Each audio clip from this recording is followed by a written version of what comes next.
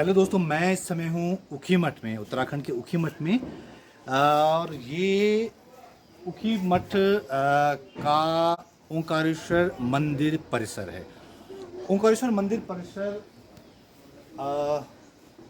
को हो सकता है कि आप बहुत ज़्यादा लोग नहीं जानते होंगे, लेकिन अगर आप केदारनाथ के बारे में जानते हैं, समझते हैं, पढ़ते हैं, लिखते हैं, तो ये ओंकारेश्वर मंदिर परिसर के बारे में आप ज़रूर आपको जानकारी होगी।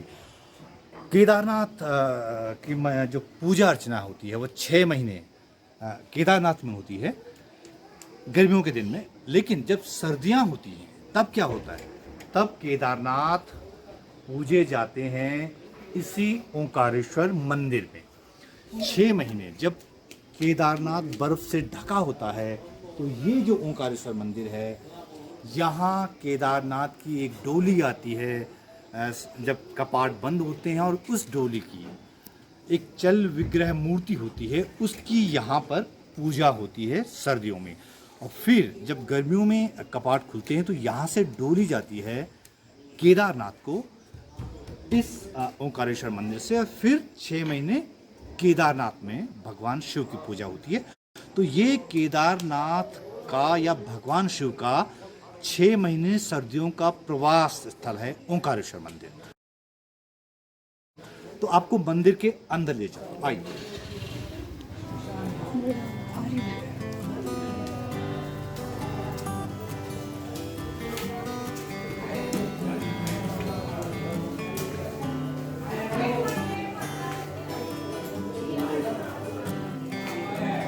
ये देखिए, तो ये है ओंकारेश्वर मंदिर परिसर। केदारनाथ सर्दियों में यहीं पूजे जाते हैं। केदारनाथ की पूजा सर्दियों में 6 महीने जब केदारनाथ बर्फ से ढका होता है तो ये ओंकारेश्वर मंदिर में केदारनाथ की पूजा होती है। तो आइए हम मंदिर परिसर में चलते हैं।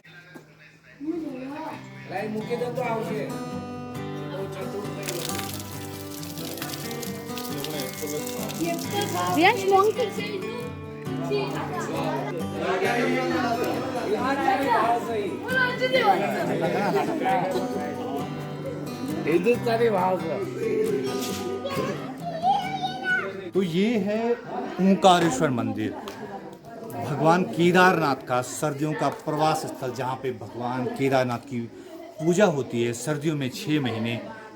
इसी ओंकारेश्वर मंदिर में पूजा होती है। यहाँ पंच केदार जो है, केदार के जो 5 केदार माने जाते हैं, रुद्रनाथ हुए, तुंगनाथ हुए, मदमहेश्वर हुए, कल्पेश्वर हुए, तो यहाँ उनकी पूजा होती है सर्दियों में। और फिर जब गर्मियाँ आती हैं, सीज़न आता है, तो अपने अपने स्थानों को वापस चले जाते हैं।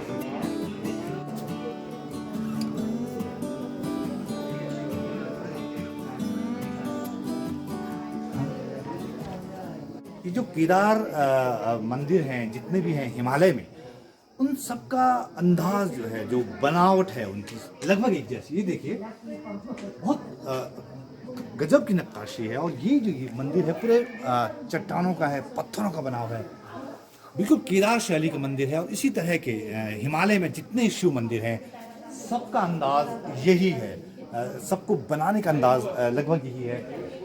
चट्टान से को काट के तराश के बनाया गया है। और इसी तरह केदारनाथ मंदिर है, इसी तरह जितने पंच केदार हैं, उनका शैली, उनकी जो भवन जो शैली है, जो निर्माण शैली है, वो बिल्कुल इसी तरह की, एक ही तरह का मंदिर है ये।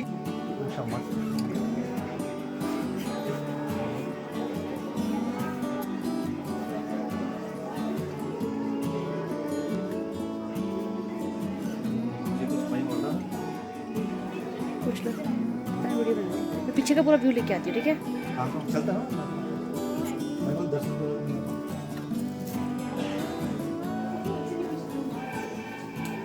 बता दो ऐसी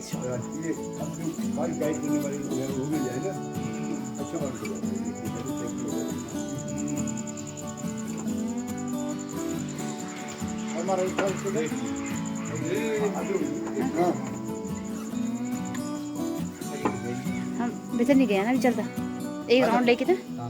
तो मेरे साथ ओंकारेश्वर मंदिर के वेद पाठी हैं श्री आशाराम नौटियाल जी। वो मंदिर की और डिटेल जो मंदिर की महिमा है उसके बारे में नौटियाल जी जरा थोड़ा मैं विस्तार से बताओ कुछ। और ये ओंकारेश्वर मंदिर जो है कि मुख्य पंच केदार गद्दी स्थान के नाम से भी जाना जाता है। गद्दी स्थान मतलब कि सर्दियों में जो जी पता है। हाँ, तो ये जैसे आपको बताया कि उत्तराखंड वाले में 5 केदार हैं। हाँ जी। केदारनाथ, महेश्वर, तुंगनाथ, रुद्रनाथ और कल्पनाथ। लेकिन 5 केदार हैं, सब हिमालय में ही बड़े दुर्गम स्थान हैं। जी। और जैसे अभी आपको पता है कि 16 नंबर को जो है प्रातः भगवान केदारनाथ के जो है 6 मास के लिए हिमालय में कपाट बंद हो जाएंगे। और बाबा हिमालय से जो है अपनी डोली के साथ, पालकी के साथ, छत्र के साथ, राशि बेस के साथ जो है बाबा 16 नंबर को जो है हिमालय से जो है यहाँ के लिए प्रस्थान करेंगे अपने उत्सव डोली के साथ। और 2-3 दिन की पद यात्रा के बाद जो है भगवान जो है ओंकारेश्वर मंदिर उखीमठ पहुँचते हैं। और फिर बाबा जो है इसी मंदिर में जो है 6 महीने के लिए जो है विराजमान पीछे से वो करना।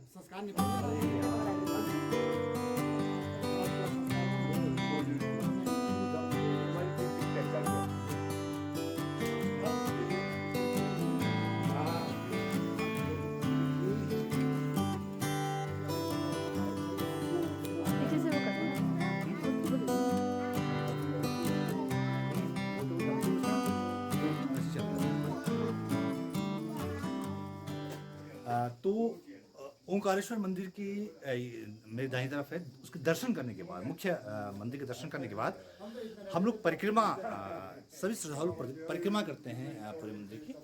ये देखिए कितना सुंदर, मतलब यहाँ आके एक अलग तरह का सुकून है।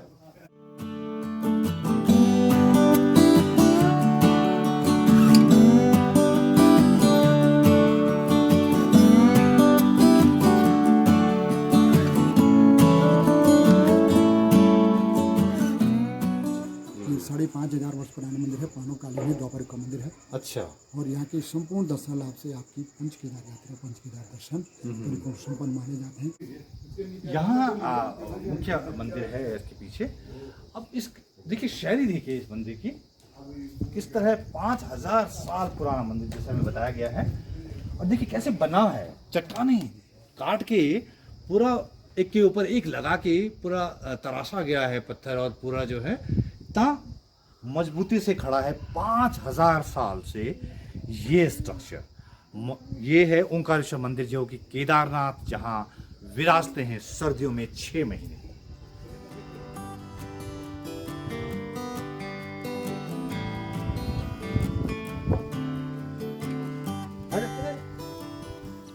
और यहाँ यहीं पे लगातार 6 मास आरती, पूजा, बाल भोग, अभिषेक पूजाएं, सब कुछ वैसे जैसा केदारनाथ में होता है, मतलब सब कुछ वैसे ही होता है। सायंकालीन पूजाएं बाबा की जो है यहीं पे संपादित होती हैं। अच्छा अच्छा अच्छा। तो हिमालय से जो है यहाँ पे 2 केदार आ जाते हैं, केदारनाथ और मधवेश्वर। अच्छा। 6 मास के। तो फिर बाकी जो 3 केदार होते हैं वो तुंगनाथ जो है उसी के नीचे जो है मक्कू गाँव है, मक्कू मत मक्कू आ जाते हैं तुंगनाथ जी। हाँ जी। वो और रुद्रनाथ जो है गोपीनाथ मंदिर गोपेश्वर आ जाते हैं। गोपेश्वर, हाँ जी। और कल्पनाथ 12 महीने जो है कपाट खुला रहते हैं। अच्छा अच्छा। तो ये लेकिन ये उखीमठ जो है मुख्य पंच केदार गद्दी स्थान के नाम से जाना जाता है। अच्छा। और यहाँ पे जो है कि पंच केदार मूर्ति रूप में दर्शन है, पंच केदार लिंग रूप में भी दर्शन है। आपने भी सामने दर्शन किए होंगे। बहुत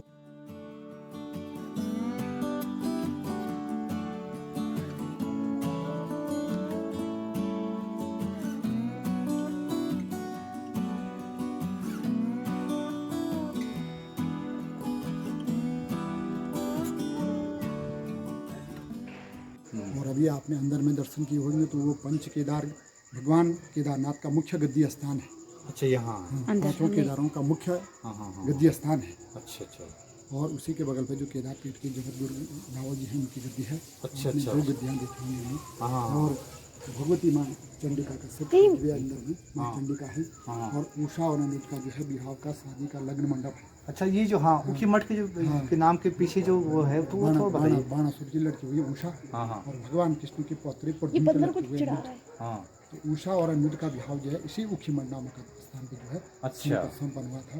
और पहले यहाँ का नाम जो है ऊखामठ के नाम से जाना जाता था। ऊखामठ, वो उषा के नाम से। बाद में शब्द का अपभ्रंश हो गया, ऊखामठ से जो है उखीमठ हो गया।